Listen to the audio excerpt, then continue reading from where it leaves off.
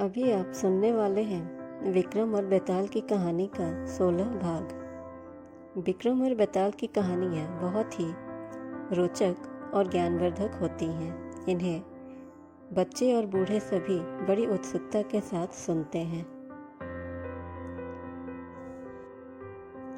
कहानी का शीर्षक है सबसे बड़ा कार्य किसने किया।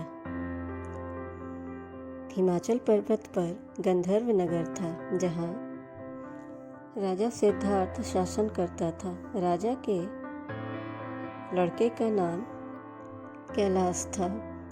दोनों ही पिता और पुत्र बहुत ही भले और धर्म कर्म में रुचि रखने वाले थे। इससे प्रजा स्वच्छंद हो गई और एक रोज उन्हें राजा के महल को घेर लिया। राजकुमार ने देखा तो राजा से कहा, पिताश्री, आप चिंता ना करें, मैं सबको मार के भगा दूंगा। राजा ने बोला, नहीं बेटा, ऐसा नहीं करो। युधिष्ठिर भी महाभारत करके पछताए थे। इसके बाद राजा ने अपने गोत्र के लोगों को राज्य सौंपकर पुत्र के साथ हिमाचल पर्वत पर जाकर कुटिया बनाकर रहने लगे। वहाँ उनकी मित्रता ऋषि के एक पुत्र से हो गई। एक दिन दोनों पर्वत पर देवी माता के मंदिर में गए, जहाँ उन्हें देवयोग से हिमालय केतु राजा की पुत्री मिली।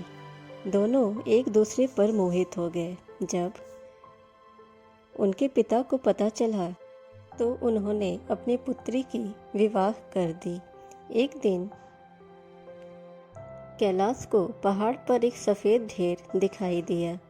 जब उसने पूछा तो पता चला कि पाताल लोक से बहुत नाग आते हैं, जिनको गरुड़ खा जाता है, और यह उन मृत नागों की हड्डियों का ढेर है, जिसे देखकर वह आगे बढ़ जाता है।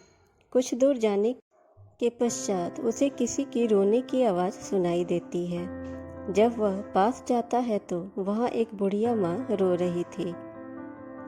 उसने कारण पूछा, तब माता ने बताया कि उसके पुत्र शंखचूड़ की आज बलि चढ़ेगी, अर्थात आज वह गरुड़ उसके पुत्र को खा जाएगा। इसके पश्चात गरुड़ आया और कैलाश को अपनी चोंच से पकड़कर ले गया। संयोग से राजकुमार का बाजूबंद वहीं पर गिर जाता है, जिस पर राजा का नाम लिखा हुआ था। उस पर खून लगा देखकर राजकुमारी मूर्छित हो गई।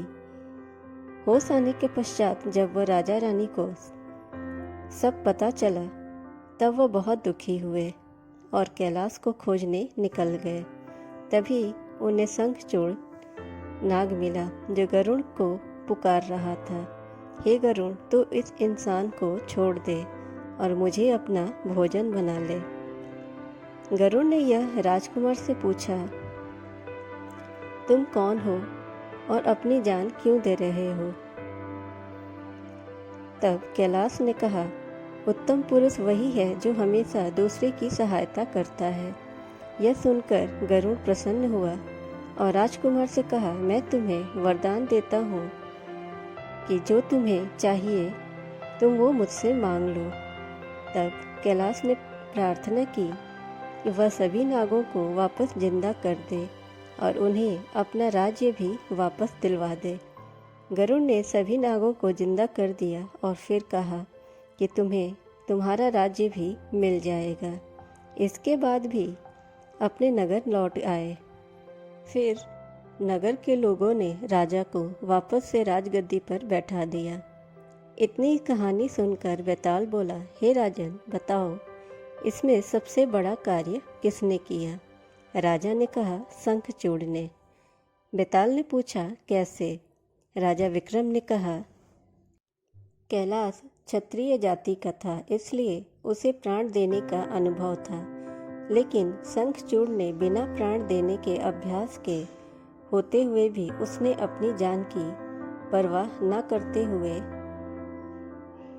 कैलाश को बचाने के लिए अपने प्राण देने को तैयार हो गया।